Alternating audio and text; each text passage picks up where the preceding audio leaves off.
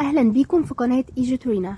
القناة هنا بتقدم لكم فيديوهات عن الاماكن السياحية والاثرية في مصر، فيديوهات بالشرح، وتقدروا كمان تستكشفوا اماكن جديدة.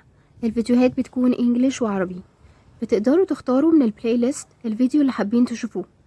اعملوا حالا سبسكرايب وما تنسوش تفعيل الجرس علشان تشوفوا الفيديوهات الجديدة اول باول.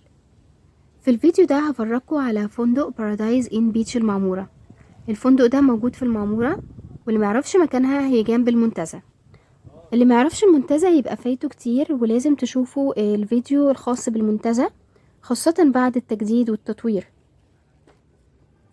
تقدروا تشوفوه في القناة هنا لو كتبتوا المنتزه ايجيتورينا هيظهر لكم الفيديو. تعالوا دلوقتي نتفرج على بارادايز ان. اول ما بندخل على طول بنلاقي على ايدنا اليمين الريسبشن، وتقدروا تحجزوا هنا الغرفة قبل ما بتيجوا قبلها بفترة، او ممكن بتحجزوا على طول لو مش في ايام زحمة زي الصيف مثلا. بتقدروا تيجوا على طول دايركت هنا، وطبعا بتلاقوا غرف متاحة خصوصا لو في الشتاء، لكن لو في الصيف يفضل تحجزوا قبليها بفترة كبيرة. بعد كده بنلاقي هنا اللوبي. على ايدنا الشمال هنا في بار، ده بيبقى لو اجانب مقيمين هنا في الاوتيل. وبنلاقي بعد كده بعد السلم هنا بنلاقي في قاعة، قاعة مناسبات. والقاعة دي بتبقى متغطية مقفولة، لكن في قاعة تانية بنشوفها open air. بعد كده بنلاقي على اليمين في سلم بيطلع على الغرف اللي فوق، الغرف أو السويتات. والغرف هنا أنواع مختلفة زي ما هنشوف دلوقتي. هنا في باب صغير بيطلعنا على الجزء التاني من الأوتيل. بنلاقي قدامنا هنا البسين زي ما احنا شايفين. وهنا على ايدنا الشمال في قاعة صغيرة هي المطعم. المطعم هنا الإقامة بتكون شاملة وجبة الفطار.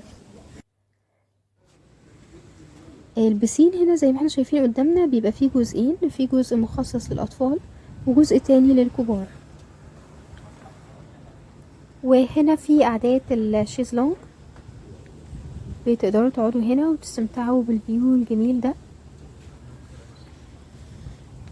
وزي ما احنا شايفين حوالين البسين في غرف كتيرة. الغرف دي كلها ليها بلكونات سواء في الدور الاول او في التاني، فبتلاقي الفيو بتاعها كله بيطل على البسين نفسه. لو حابين تاخدوا غرفة هنا بتكون قريبة من البسين، بتنزلوا على طول دايركت على البسين، والمطعم كمان جنبيكو. فبتكون كويسة كفيو، كسهولة ان انتوا تنزلوا فيها، لكن كمان هي بعيدة عن زحمة الريسبشن. بعد كده بنلاقي الباب اللي قدامنا ده، ده جنبيه في كلمة بيتش. من المكان هنا بتقدروا تطلعوا على البيتش برا، لان المعمورة دي عبارة عن ريزورت كبير وكله مطل على البحر. والإقامة هنا بتوفر لكم تنزلوا بسهولة البسين والبحر. خلاص كده احنا شفنا اللوبي وشفنا الغرف المطلة على البسين، وشفنا القاعة اللي جوه بتاعة المناسبات، وشفنا هنا البيتش والمطعم. تعالوا دلوقتي نشوف الباب ده هيوصلنا فين.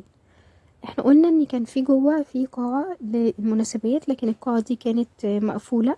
القاعة اللي احنا هنشوفها دلوقتي دي اخر مكان هنشوفه هنا في الاوتيل. دي قاعة مفتوحة open air. دي مخصصة للمناسبات، سواء كانت اعياد ميلاد، سواء كانت graduation او كانت خطوبة او زفاف. قاعة هنا مناسبة جدا لكل انواع الاحتفالات. الفيو بتاعها حلو قوي لانه هو برضو مطل على البحر، واخد كورنر بعيد عن الاوتيل نفسه. هي مطلة على البحر، لكن للأسف مش هتقدروا تتفرجوا على البحر هنا لأنه مقفول عشان هو خاص بالشاطئ بتاع الأوتيل. حابة أقول لكم أن الفيديوهات اللي بعرضها لكم هنا في القناة خصوصا عن الفنادق ان هي بتكون بمجهود شخصي. يعني أنا مش بعمل دعاية مثلا على فنادق معينة، أو متفقة مثلا مع فندق معين أو مكان معين أنا أعمل لكم دعاية عنه. ده بيبقى مجهود شخصي، مجرد بس ان انا بكون عارفة ان المكان ده حلو، فانا بحب اعرضه هنا في القناة علشان تعرفوه. عشان كده احيانا لما بتسألوني على الاسعار مش ببقى اكون عارفة يعني اقدر اساعدكم في الموضوع ده. لكن اقدر اساعدكم في حاجات تانية زي مثلا ارقام التليفونات، او مثلا المكان ده يستاهل ان انتوا تروحوا ولا لأ. عشان كده الكومنتات بتاعتكم تهمني جدا، رأيكم في القناة، رأيكم في الفيديوز اللي انا بعملها. لو عندكم برضو اي اسئلة او اي اقتراحات تكتبوها لي تحت في الكومنتس.